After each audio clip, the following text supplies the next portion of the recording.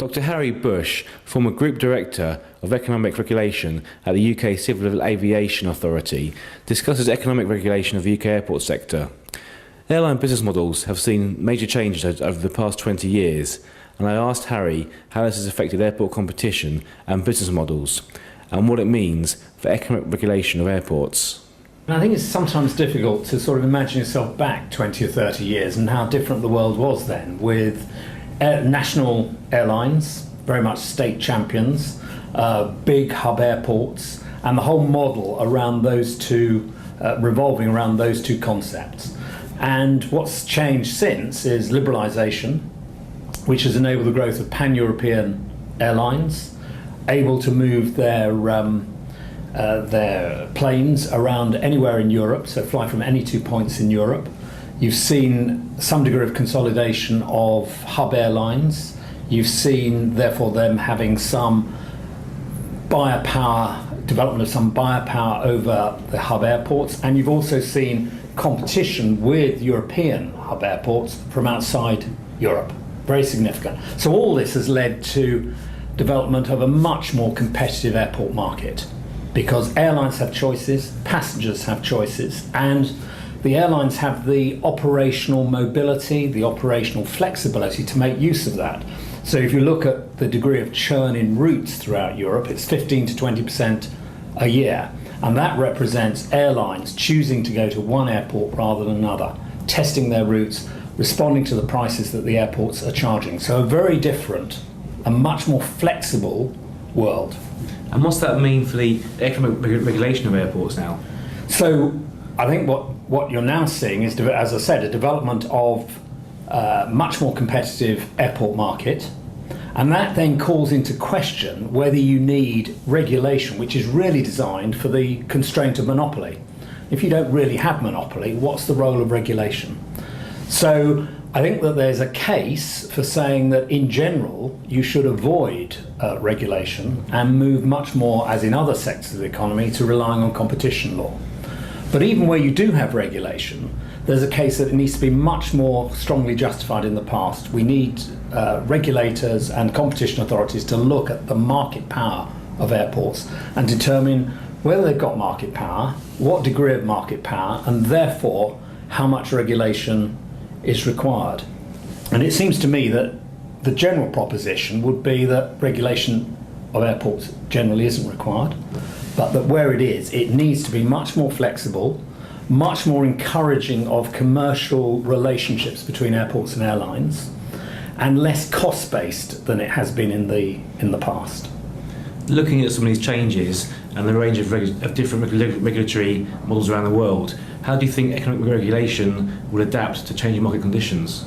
Well, it's a question of how much it will adapt. I mean, one of the interesting things about regulation is that there are lots of vested interests once you have it. Once you have it there, you have the vested interests, obviously, of the commercial parties who can sometimes see advantage in economic regulation. So sometimes airports see advantage in the regulated asset base. Sometimes airlines see advantage in having the regulator coming in on their side in commercial discussions with the airport.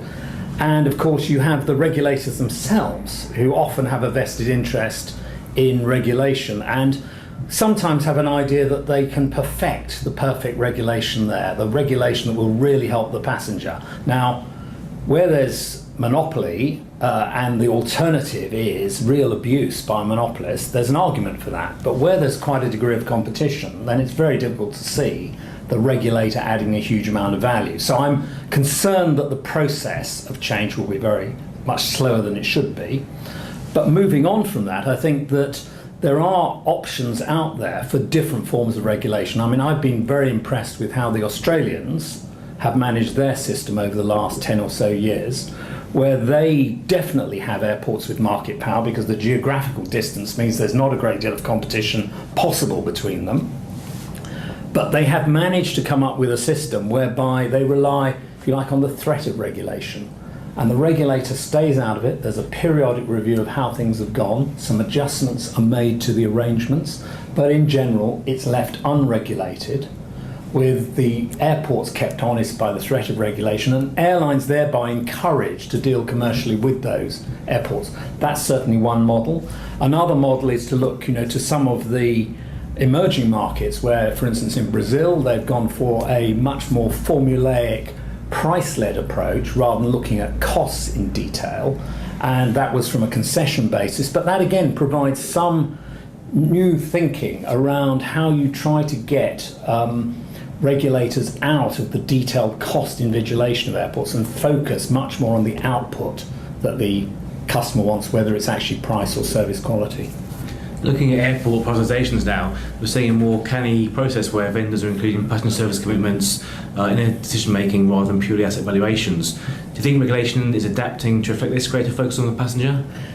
Again, it's very interesting looking back to think that it's only 10 years ago that service quality regulation was systematically included in the CAA, the UK CAA's regulation. Prior to that, there had been one or two elements of service regulation, but not very much. So that was quite a big change, and it was only 10 years ago. So you've had almost 20 years of regulation pretty much without that. And I think the world is now changing so that service regulation is usually included within the basket of regulation alongside price regulation, and that's absolutely right, partly because the purpose of the regulation should be to protect the passenger, so that's number one, but secondly because if you don't have that service regulation, first of all the airport may be able to focus on price and cost to the detriment of service. But it also means that quite a lot of discussion that should take place around service levels and operational practices doesn't take place. I mean, one of the problems with cost-based regulation is it focuses on costs. And it gets everybody focusing on what things are costing, rather than the opportunity to improve things to the benefit of both sides, whether it's commercial revenues, operational practices. All of these things can add value to both parties. And there's got to be a much more focus in regulation on designing a system which encourages the parties to do that, rather than focusing on you get a little bit more in your budget or I get a little bit more in mine. A key issue for many airport investors now is transparency and confidence in the regulatory process. What's your perspective and what lessons are there for governments looking at bringing public capital into airport systems? Yeah. So the importance, I think, here is to get the regulatory systems up and running in a way that is, as you say, going to bring transparency. It's not enough simply to pass a law, set up a regulatory body. You actually have to be thinking very much about how that regulation is going to work. And regulation is about process, it's about conduct of the regulator, it's about evidence-based decision-making, it's about balanced judgment, it's about all of those things. And you've got to have all of those working to really have a credible regulatory story to tell. That takes quite a lot of time to do, which is why if you look at somewhere like the UK is very popular for many investors because it's had time to develop a credible regulatory story, and people are generally reasonably impressed with the way the UK conducts its regulation. What that I think means is that countries that haven't had that path and haven't been around the block as long have actually got to develop their arrangements much more stringently in a way than even the UK has done, because they've got to build that credibility over time. Now, an independent regulator can be first part of that story, because that actually aims to take the politics out of these technical regulatory judgments, but it's not enough of itself, because it's also going to be about how that regulator, that independent regulator, behaves and how it sets up the process which gives investors the confidence that they're going to get a fair deal, alongside obviously the duty of protecting the passengers. The use of private capital in emerging markets is normally based on securing large investments to renew existing facilities and upgrade and provide capacity for future growth. While high growth offers potentially high returns, level of airport investment also increases significantly the risk profile compared to more mature markets. How do you think economic regulatory models now can best reflect this higher risk? Well, I think you put your finger on a very important point here, which is that these developing countries do offer high rates of growth. They do offer sometimes attractive stories, but there's a degree of variability, uncertainty around them, which means that they are high risk. And so what's the regulator to do? Well, I think there are two things. First of all, first thing to do is recognise that, and the second is mitigate it.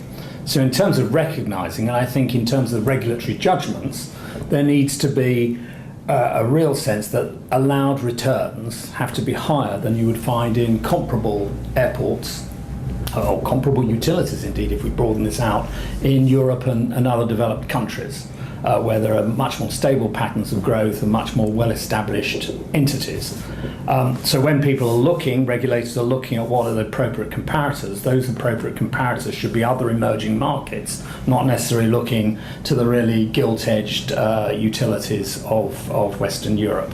So that's the first thing. First of all, recognise and be honest about how much the allowed returns need to be. And the second, I think, is to try and ensure that regulatory uncertainty in these countries doesn't add to the burden of higher returns, because if there is uncertainty, then investors are going to demand more to compensate for that uncertainty. So there's a lot that countries in this position can do by looking at some of the points I've made earlier in this discussion around the transparency of their processes, how independent is the regulator, how far is it paying attention to evidence. All of those things will help mitigate the problems caused by this being an emerging market.